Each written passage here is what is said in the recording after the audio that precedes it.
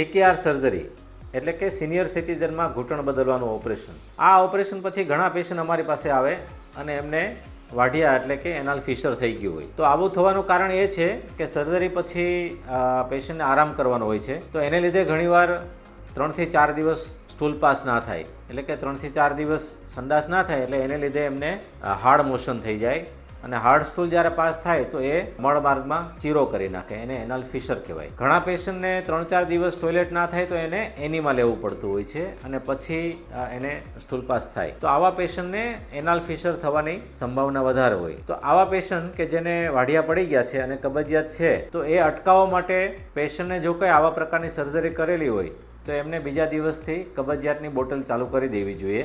જેમ કે ક્રીમાફિન અથવા તો ડુફાલેક્સ સિરપ બીજા દિવસથી ચાલુ કરી દેવાનું. અને જો સ્ટૂલ પાસ ના થાય તો બીજા કે ત્રીજા દિવસે એમને સમયસર એનીમાં લઈ લેવાનું, જેથી કરીને એ હાર્ડ સ્ટૂલ થતાં આપણે અટકાવી શકીએ.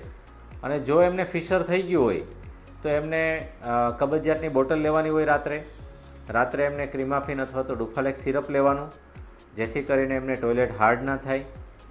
ઝાયલોકેન જેલી લગાડવાની, એટલે કે લિગ્નોકેન જેલી ટોયલેટ જતાં પહેલાં અંદરની સાઈડ લગાડવાની 5 થી 10 મિનિટ પહેલાં. એને લીધે એમને ટોયલેટ કરે ત્યારે પેઇન ના થાય. અને ટોયલેટ ગયા પછી જો શક્ય હોય તો ગરમ પાણીનો શેક લેવાનો, અને શેક લીધા પછી પાછી એમને ફિશર એટલે કે વાઢિયાની ટ્યુબ લગાવવાની હોય છે. અને અમુક ડાયટ લેવાનું, જેમ કે હાઈ ફાઈબર ડાયટ અને રેસાવાળો ખોરાક લેવાનો, જેથી કરીને એમને કબજિયાત ઓછું રહે.